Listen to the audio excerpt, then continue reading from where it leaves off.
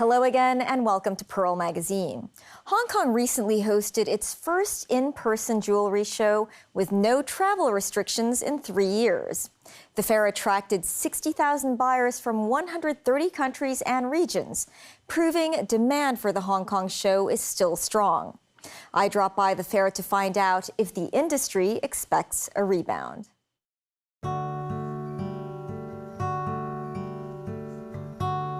Diamonds, rubies, emeralds. The bling was blinding at the Diamond, Pearl, and Jewelry Fair as Hong Kong made its comeback in the trade show space.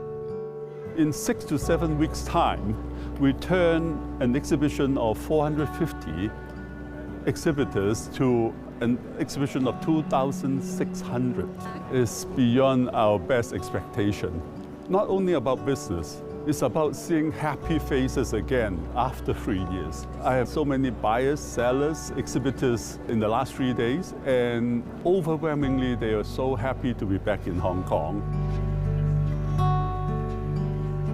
With us returning and with the opening up of Hong Kong and the economy, it allowed us to reconnect with our friends, which we're very happy with. For this show, we see a lot of old customers coming back to us, like from Southeast Asia, from Canada, like our partners, Korea, and also from America. This buyer flew in from India. Were you able to find everything you needed here? Yeah, definitely. More than that. If we visit, then only we'll come to know that what design we want or looking for, and how the new collection have come, and whatever the requirement for our store, we can purchase it here. This local buyer was also happy to see international exhibitors return. After recovering from COVID, this is the first time, so there are a lot of people. We can also see the raw materials and some of the trendy styles in the market. This can give our company some more inspirations.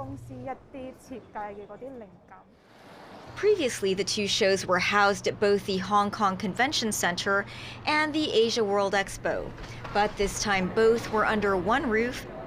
So Imran, what is this stone? This we call tanzanite, Okay. the most beautiful stone in the world. Okay. Because this is only one mine in the world, which we call in Tanzania. This kind of natural stone is price always variation, but the price always go up for the investment purpose. It's like the availability is limited. A stone like this, Yeah. how many carats is? So it's 12,000 US dollar. Imran Khan, whose company is one of the largest suppliers of emeralds, is based out of New York with headquarters in India. He says the 3-year wait for the show was worth it. It's a very important show. Hong Kong, nobody buy expensive stone like on phone, WeChat. $1,000-2,000 okay, but when you buy $100,000 piece, you need to talk face to face. Of course, because jewelry have emotions. A new customer getting to find expensive stuff, they need to face talking, touching, feeling, emotions is there. So that's why the show is very important part of the industry, especially Hong Kong, where you will see, I think, all over the world customer coming, exhibitor coming. Like there's no tax, something, zero VAT, that's a big benefit. Other countries like Thailand, America, they have TVB issues, export-import issues, Hong Kong, no issue. That's why the world come here. He says that China accounts for 50% of his market, while the US, Europe, and other regions make up the other half. He adds that currently buyers from China only buy top-end stones, unlike those from the US and elsewhere who buy from the low end all the way to the luxury end. China market is the biggest in the world as compared to America, Middle East, Russia. I think almost 60% of jewelry are consumption in China, higher end, in terms of volume, anything. The average selling of America, we can say $50, and China is $500. So you can see the difference. Imran believes that once China consumers start buying more low to mid-end jewelry, the market will see huge growth since it's currently mostly a luxury-end customer base. You wear 100,000 piece not every day. You wear every day, we are used like $100, $200. Precious. Still in pure, we are selling jewelry. So it will come maybe in future once people are educated, maybe 2, 3, 4 years, they will start buying the lower end, which is good. Pre-pandemic, Imran says he would do about $500,000 at the show daily. This time he was expecting to do maybe a quarter of that. But it's more than what I'm expecting, so which is a big surprise. So this is something I think people are so, empty right now. They just want to buy. They have money. In fact, he said on the first day, they received on-site orders amounting to $1 million. And he expects their on-site orders to reach $3 million at the end of the show. The Hong Kong Trade Development Council said a number of exhibitors reported sales of 100 million Hong Kong dollars. And according to an on-site survey, 60% of exhibitors and buyers expect sales to go back to pre-pandemic levels by the end of the year. In fact, Lawrence says the industry hasn't suffered too badly during the pandemic, with diamond jewelry imports and exports up 22% and 16% respectively since 2018. China has been the base of huge manufacturing, so they have been sending goods to Hong Kong to ship out. On the other hand, because Hong Kong's retail companies are opening 2,000-3,000 more stores in China and they are shipping in stores, Hong Kong has traditionally been the best platform because we have a very simple legal system, tax system, customs, we have the best logistics. So the flow of people, flow of goods, flow of finances are all so easy and simple in Hong Kong. He adds that despite the lack of tourists to Hong Kong, the retail jewelry market saw a rebound from 2020. 70% of jewelry sales have historically come from mainland tourists, which saw a drop of more than 95% last year. Kevin Ng, a Hong Kong-based jewelry manufacturer, says his numbers reflect business growth during the pandemic as well. In the year of 19 and the year of 20, it was down by about half, 50%. And then by the year 21, it has rebounded by going up by 30%. So the reason why there was a rebound is that I think the US has picked up a lot after the 2020 in terms of the global figures. The whole industry have gone up, export figures have gone up by 35%. So it has also reflected in my company revenue. In fact, his sales at the show picked up 35% and inquiries doubled. And it's just the first quarter of 2023. He says he saw most new business at the show from the ASEAN countries for his 18-karat fine jewelry collection. Kevin says they do personalization for clients and have two segments they market to. For the best selling price range, it would be from a few $100s US to below 1,000. So that would be the range that is best selling. But you have some that are like much, much higher than that. That would be up from 5,000 US to maybe up to $1 million US. Kevin says that the China market accounts for 50% of his coral collection sales. This is Aka coral from the Japanese Taiwan Sea. It's mainly for the Chinese market. The Chinese believe in Buddhism. And coral is one of the 7 spirit stones for the Buddhist culture. And what are the price points for this type of product? It ranges from 1,000 US to 5,000. And this year he partnered with a Canadian company as their distributor for amylite, a type of semi-precious stone created by fossilized sea creatures that lived over 71 million years ago. According to Feng Shui Master, it's bringing you the positive energies and also bringing you good luck and wealth. David Lui from the Canada-based amylite company says they'd been going to the show for years and were happy to be back this year. As a stone that's often used for feng shui, he said face-to-face meetings were crucial to the business. I know there's a saying, a picture's worth 1,000 words. Well, we feel that, physical product is worth 1,000,000 words because the rarity of the colors, it's all one of a kind. It's very difficult to show through video or Zoom or whatever platform. And a lot of customers love the touch and feel. right? Because there's believed to be energetic properties, and each stone talks to you differently. While the pandemic restrictions meant that some jewelry shows moved from Hong Kong to other cities in the last 2 years, Lawrence says it was a good learning experience for the industry. In the last 3 years, I think most companies in Hong Kong have to sharpen up themselves, bring themselves up to date, cut off all unnecessary things, and focus on where is our customers, how do we better serve them. And exhibitors are already keen to come back to the shows later this year. Of course, we are coming back in June, September, November. We do 4 times a show in a year, and we are coming back for sure. Not me, I think all the exhibitors are coming back. With the jewelry industry making up almost a quarter of Hong Kong's total domestic exports, a boom in this sector will shine through the rest of the city's economy.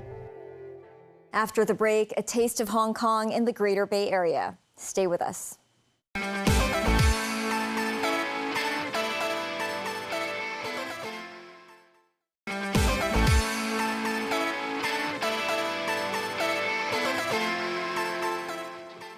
Welcome back to Pearl Magazine. The Greater Bay Area offers a huge market for those in F&B. Many of the professionals in catering have gone on to operate new restaurants in the 9 major cities there. Chefs from Hong Kong are also offering their expertise so that certain traditional Cantonese cuisines can be preserved. Nestled in a hill and surrounded by trees and lakes, this countryside resort is situated in the scenic village of Konghua in Guangzhou. Apart from the local produce, a Cantonese cuisine chef training workshop is also on offer here. 我哋教一個農家嘅鹽燒雞，所有嘅份量配方都喺呢度。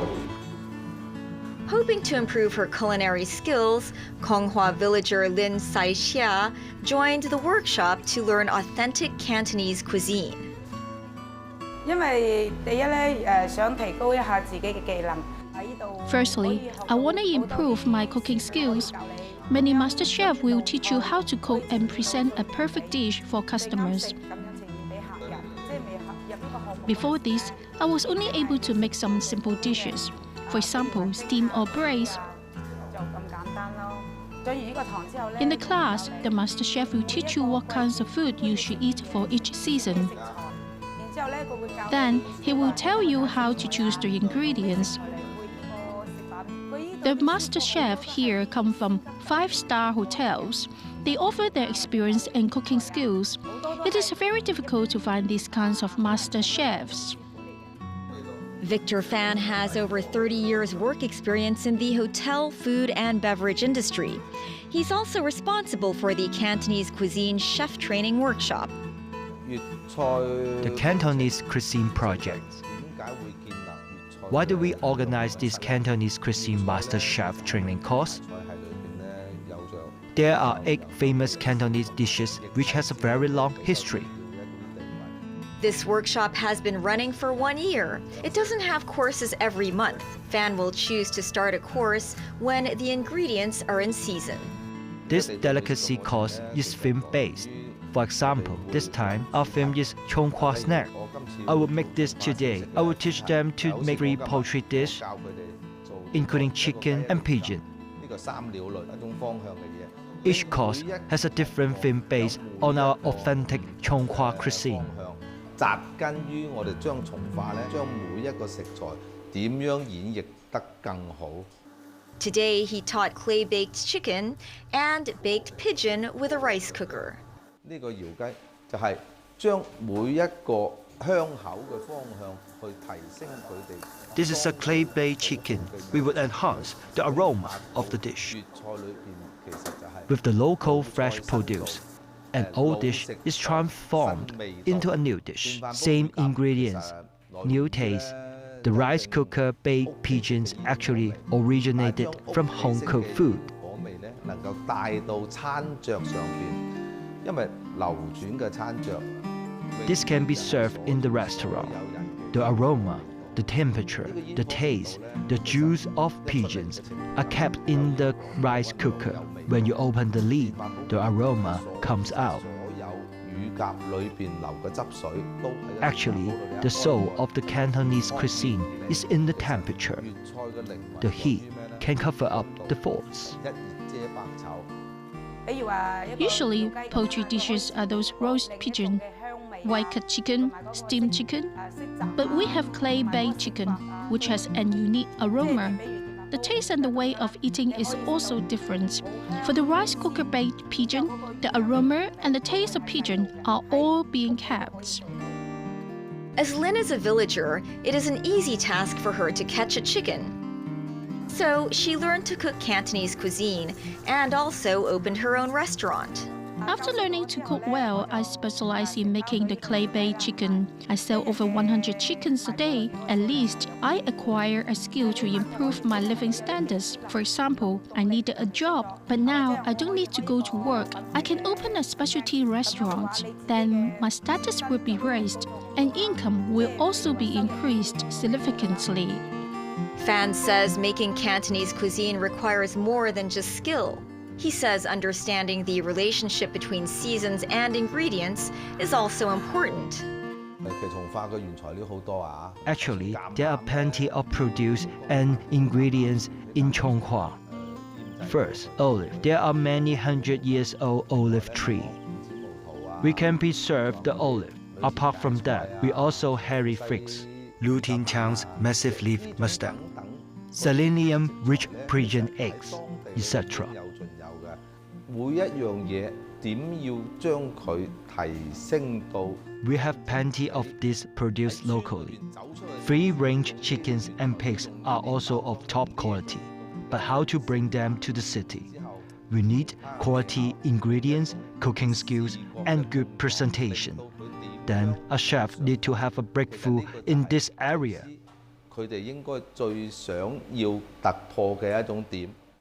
In April 2018, Guangdong Province implemented a Cantonese Master Chef project. The goal is to revive the economy of the countryside. The Guangzhou cities and other districts have already run almost 100 training courses. I choose to come to countryside because of the country's policy. The revitalizations of the countryside. Every village has its own produce, and the local produce are fresh. With good cooking skills, the aroma of the fresh produce, the skill of cutting the meat, and the right seasonings, every diner's taste buds will be delighted.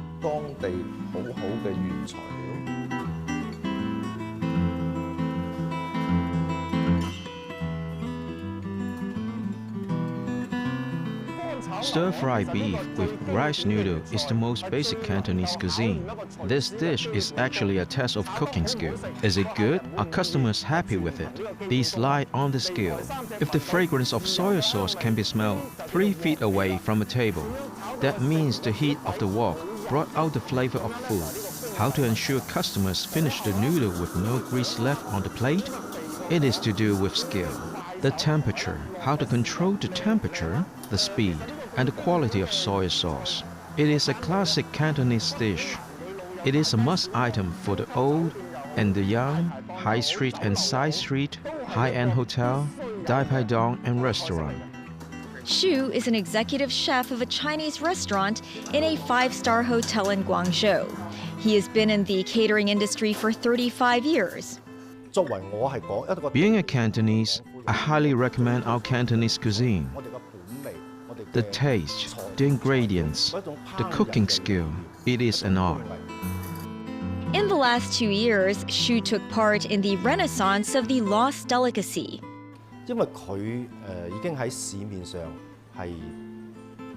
Currently, restaurants and hotels do not offer these kinds of dishes. Probably because the traditional delicacy involves knowledge, craftsmanship, plenty of things which had been forgotten.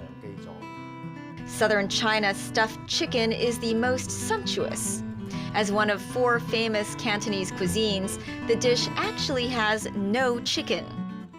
It's chicken skin stuffed with prawn paste, covered with chrysanthemum sauce. The pieces are placed in the shape of a chicken on the plate. Firstly, the cutting technique, how to skin the chicken without breaking it. The thickness must be even. How to make a crisp shrimp paste. All these relied on the chef's skill. Xu reads plenty of Cantonese cookbooks and talks to experts to get a better understanding of dishes. How to handle the chicken skin? You need to secure the skin with 4 skewers at 45 degrees. And the skin shouldn't shrink excessively. With this culinary art, we can present a perfect dish. He says many traditional Cantonese cuisines have been forgotten, but the culinary art should not be forgotten.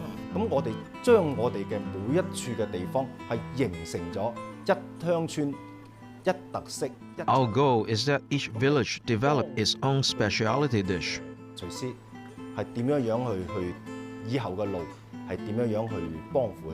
So we improve the local chef's cooking skill. That would help them to create their own business.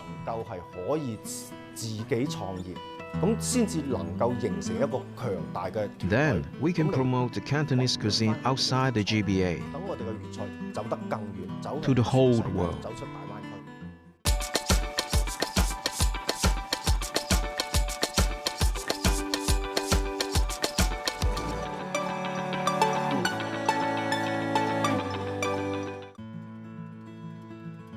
Unlike cuisines from other provinces, Cantonese food is mainly subtle in taste. It has mild, fresh, and natural flavors, with freshness of food being priority. Stir-frying, roasting, steaming, and boiling the food are the usual cooking methods. Although Cantonese value the freshness of food, some sauces and natural ingredients are added to bring out the natural flavors of the meat. Soy sauce, slightly sweet soy sauce, ginger, and garlic are commonly used to bring out the natural flavors of the food. Spring onion and coriander are used as garnish, since visuals are as important as taste. Spicy sauce, chilies, and peppers are seldom used in Cantonese cuisine. The most popular traditional Cantonese dishes include roast goose, roast suckling pig, deep-fried crispy chicken, white-cut chicken, roast pigeon, Cantonese roast duck, char siu, steamed shrimp, and steamed crab. That's our show for this week. Join us on Pearl Magazine, same time next week. Bye for now.